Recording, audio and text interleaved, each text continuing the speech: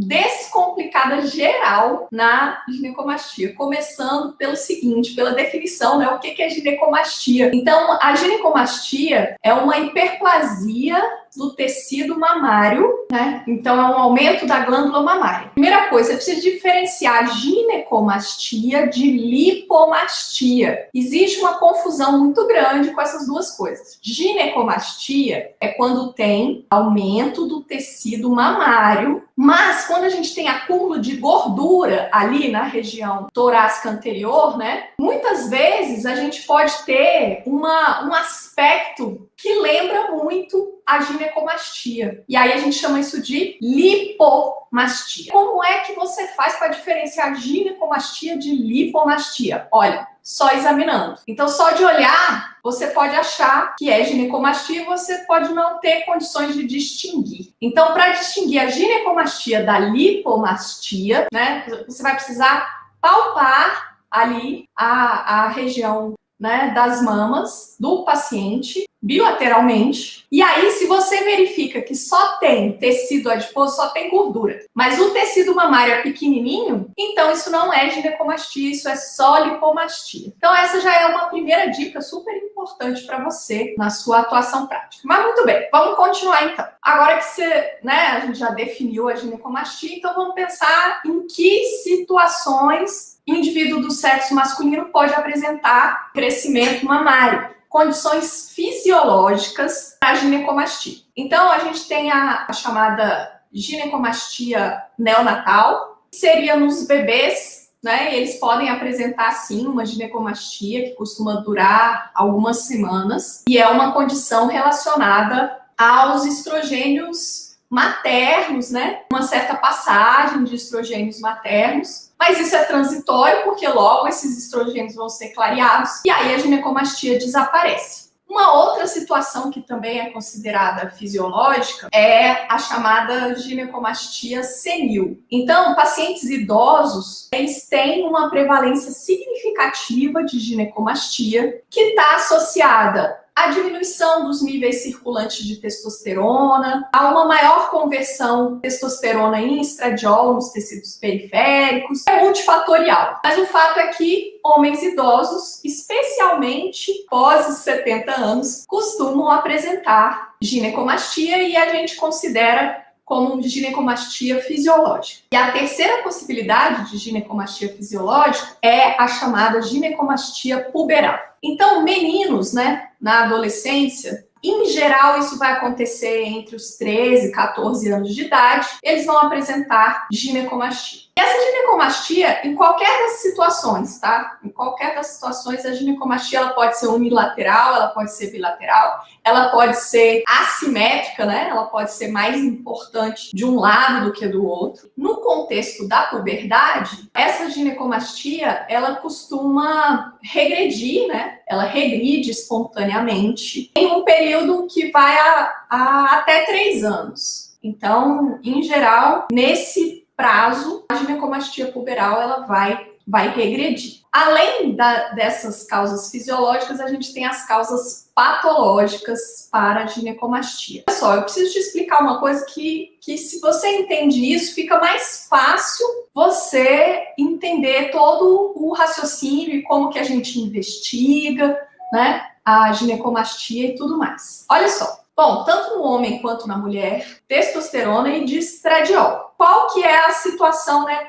Qual que é a diferença? Então, no homem, grande produção de testosterona, então a gente tem níveis circulantes de testosterona e pequena produção de estradiol. Então, a gente tem níveis baixos de estradiol. Né? O homem é assim, testosterona lá em cima e estradiol mais baixo. Os dois hormônios estão presentes na circulação. Ao passo que na mulher é o contrário, né? Os níveis de testosterona são baixos porque os ovários produzem testosterona em pequenas quantidades e os níveis de estradiol são altos porque os ovários produzem estradiol em grandes quantidades. E aí o que acontece? Então vamos voltar para o homem. No homem, a gente tem uma distância, né? os níveis de... Opa, a testosterona era com a outra mão. Entre os níveis de testosterona e os níveis de estradiol, uma distância grande, né? Que a testosterona é lá em cima e o estradiol é lá embaixo. Então, esse intervalo entre testosterona e estradiol é um intervalo grande. Toda vez que a gente tiver redução deste intervalo, ou seja, quando os níveis de testosterona tenderem a se aproximar dos níveis de estradiol, a gente tem uma condição que predispõe à ginecomastia. Então, veja bem, se o paciente tiver diminuição da produção de testosterona, pode provocar ginecomastia. Por outro lado, se ele produzir testosterona normalmente, mas houver um aumento dos níveis circulantes de estradiol, isso também vai predispor à ginecomastia. Então, sempre que a gente diminuir, né, a diferença entre níveis de testosterona e níveis de estradiol, o paciente pode apresentar ginecomastia. Quais que são as situações que podem fazer com que os níveis de testosterona diminuam no homem? A gente pode ter alguma doença no testículo, né, fazendo com que esse testículo perca a habilidade de produzir testosterona. Então, por exemplo, uma orquite, um trauma, né, uma doença inflamatória no testículo, tudo isso pode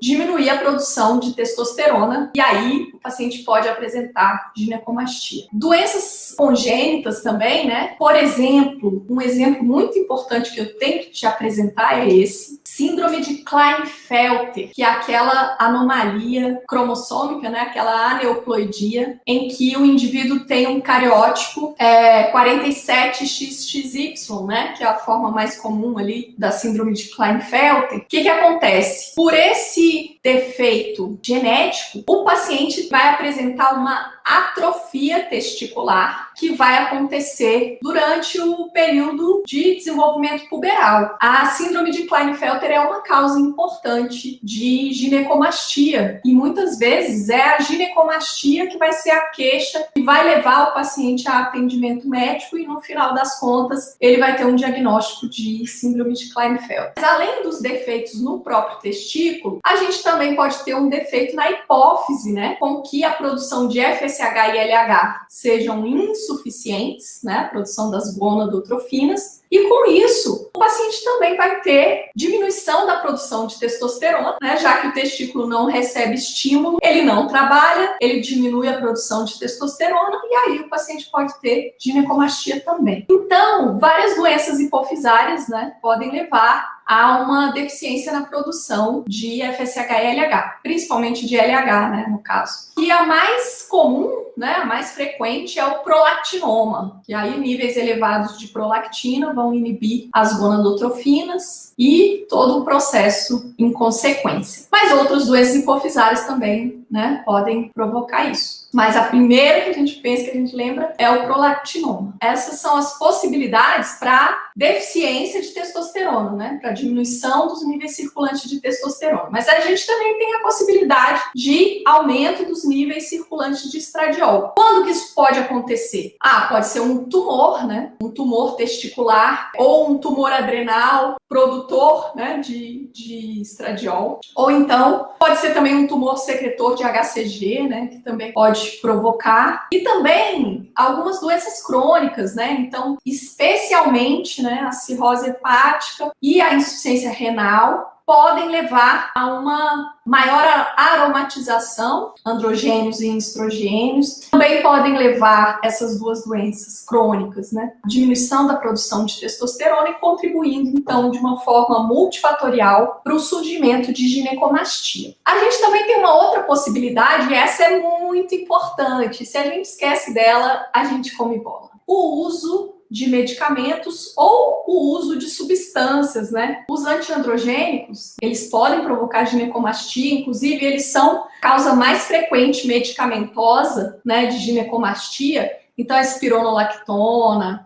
cetoconazol, finasterida, enfim, né, esses agentes antiandrogênicos, a própria ciproterona, uso de esteroides anabolizantes. O que acontece no paciente que usa anabolizante? Ele vai receber, né, uma quantidade de testosterona grande né, na circulação. E aí, quando ele recebe quantidade grande, né, quando ele faz uma injeção ou ele recebe uma administração do anabolizante, né, de uma testosterona, daí a gente vai ter uma conversão periférica de testosterona em estrogênio, por conta de aromatização, né? Porque uma parte dessa overload de testosterona vai ser convertida, sofrer a ação da aromatase e vai virar estradiol. Então, o paciente que usa anabolizantes, ele vai ter aumento dos níveis circulantes de estradiol e por isso ele também fica predisposto a fazer ginecomastia. Os estrogênios, né, são medicamentos contendo estrogênios, vão poder provocar ginecomastia. Outros medicamentos, como antidepressivos, tricíclicos, né, antipsicóticos também. A gente tem uma lista, né, de medicações. E além disso, a gente tem as substâncias como as anfetaminas também. E aí, a gente tem maconha, a heroína, além de vários outros medicamentos. Essa é uma causa possível, né, de ginecomastia que precisa ser lembrada, que é o uso de drogas ilícitas. Isso daí você só vai descobrir se você realmente pesquisar ativamente. Só se você perguntar para o paciente. Ele não vai chegar lá no consultório falando, então, né, porque eu fumo maconha e tal, não sei o quê. Não vai, né? E o paciente também jamais vai fazer essa associação, né? Drogas ilícitas e um sintoma que ele está apresentando. Então, é muito importante perguntar, né? Muito importante pesquisar na anamnese de drogas ilícitas, além do uso de medicamentos, que são causas frequentes de ginecomastia no adulto, né? Dito isso, sobre as causas, a gente tem mais uma,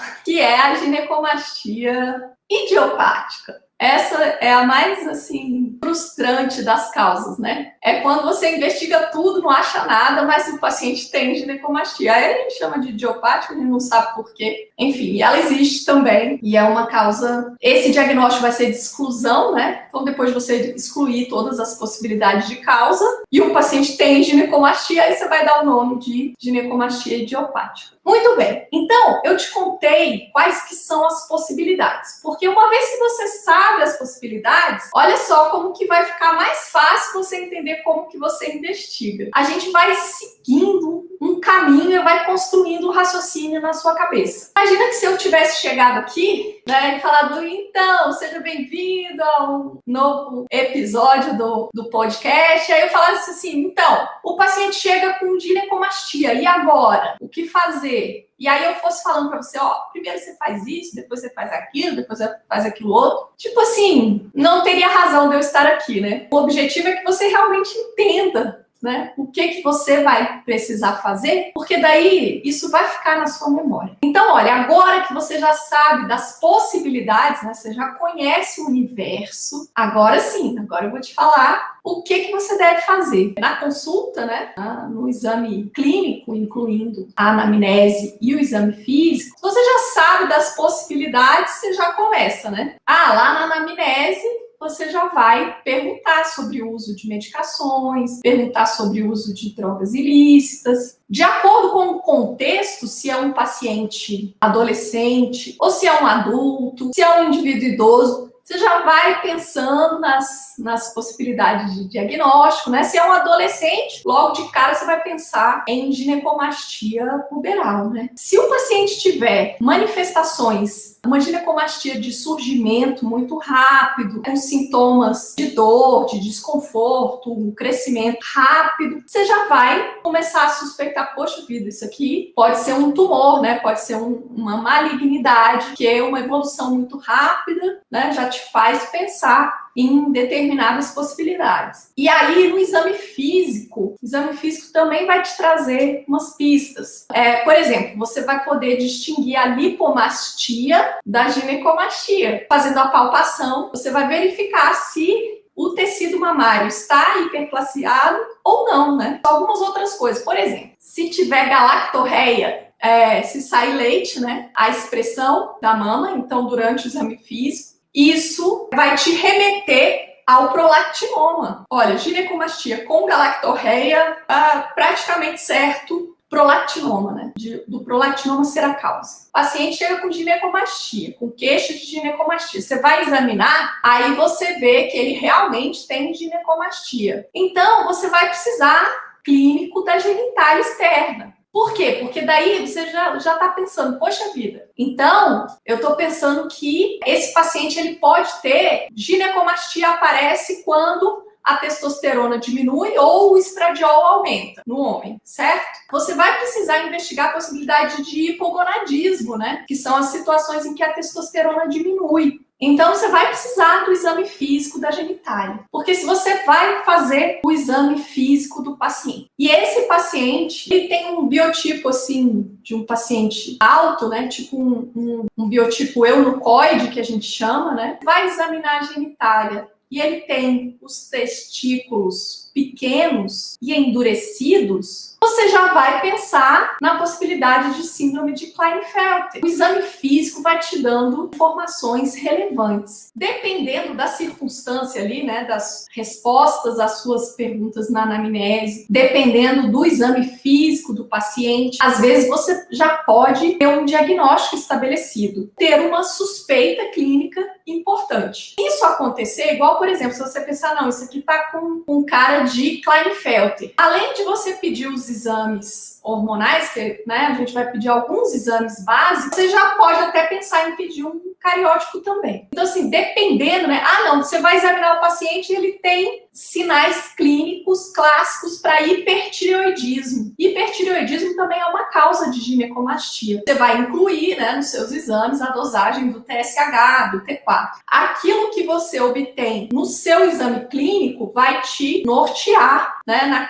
nos exames complementares que você vai pedir. Se for um adolescente, ginecomastia, muito clássico, assim, com, né, um exame da genitália externa normal, compatível com a faixa etária e tudo mais, e a presença de uma ginecomastia, às vezes você pode dar o diagnóstico de ginecomastia puberal sem precisar de exame complementar nenhum. Então, isso que eu tô falando é assim, a gente individualiza, né? Depende daquilo que se apresenta para você durante o exame clínico. Assim, de exames complementares, vamos dizer que saiu da consulta com um diagnóstico estabelecido. Você fala, não, né? Eu preciso realmente investigar as possibilidades para essa ginecomastia do paciente. Daí você vai precisar dosar a testosterona, dosar o estradiol, né? Lembrando, diminuiu testosterona ou aumentou o estradiol pode dar ginecomastia. Então, você dosa a testosterona, você dosa o estradiol. É interessante dosar o LH também, né? Para você identificar se a deficiência de testosterona é por um problema no testículo ou se é por um problema hipofisário, né? E também a dosagem do HCG pode ser interessante. De acordo com o seu exame clínico e de acordo com esses exames, né, complementares, você já vai ter um direcionamento para o diagnóstico.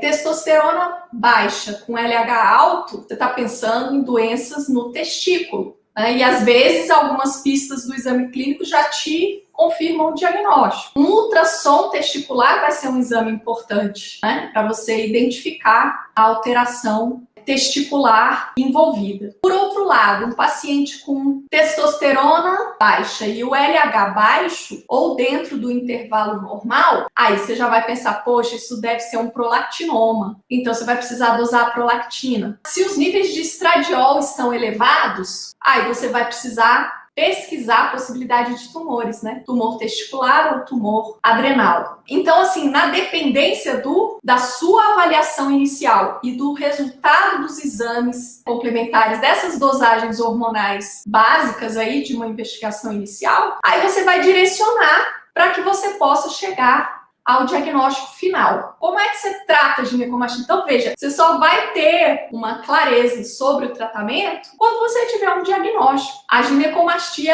ela é uma manifestação clínica, ela não é uma doença. Primeiro, você vai ter que entender qual é a doença, qual é a causa, para depois você pensar em um tratamento.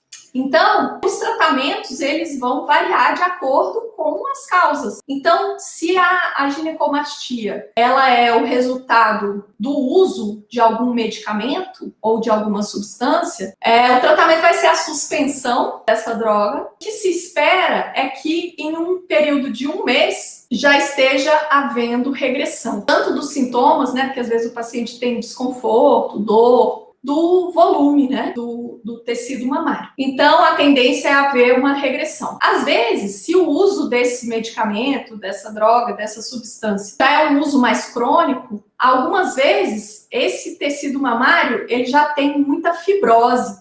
Dependendo do tempo, né, de exposição a essa substância, pode ser a suspensão não seja suficiente para haver uma reversão da ginecomastia. Então, nesses casos, a gente pensa em tratamento cirúrgico, né, para remoção do tecido mamário do paciente. Se a causa da ginecomastia for um prolactinoma, você vai precisar tratar o prolactinoma. Tratando o prolactinoma, a gente vai ter reversão da ginecomastia. Enfim, então você vai precisar saber a causa, né, para você definir o tratamento. E aí você pode me perguntar, tá tudo muito bem, tá tudo muito bom, Analisa, mas e na ginecomastia puberal? Olha, a ginecomastia puberal costuma ser assim, ela regride espontaneamente na maioria dos pacientes. Às vezes, o que acontece? O que acontece é que o adolescente, ele fica muito incomodado, né? Ele começa a sofrer um bullying por conta daqueles peitinhos, né? E aí, então, assim, às vezes o desconforto emocional é grande. Ou então, algumas vezes tem desconforto mesmo, por dor, por incômodo, né? Então, algumas vezes não é possível a gente esperar, né? Falar assim, poxa vida, não, fica tranquilo que isso aí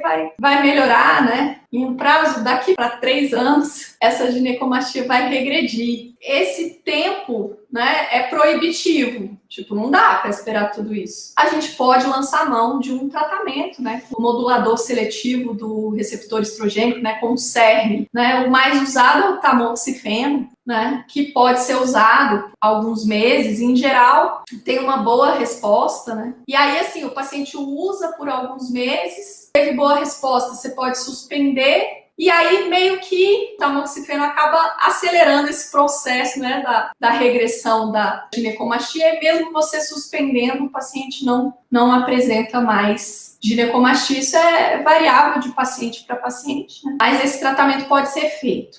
Eventualmente, se a ginecomastia já tiver um tempo de instalada, né? Assim como a semelhança do que eu falei sobre os medicamentos, a gente pode ter já a presença de fibrose ali. E aí, se tiver fibrose, vai responder ao tamoxifeno. Então, eventualmente, a gente pode pensar em um tratamento cirúrgico, principalmente naqueles pacientes em que a ginecomastia durou anos, né? Não respondeu ao tamoxifeno, ou que às vezes você já prevê, né, que não vai responder ao tamoxifeno, principalmente se há já vários anos de evolução, né? Então, eventualmente, a gente pode pensar na correção cirúrgica. Em todo o contexto de como investigar e como abordar a ginecomastia. Ou, em outras palavras, o que fazer quando o paciente chega com ginecomastia.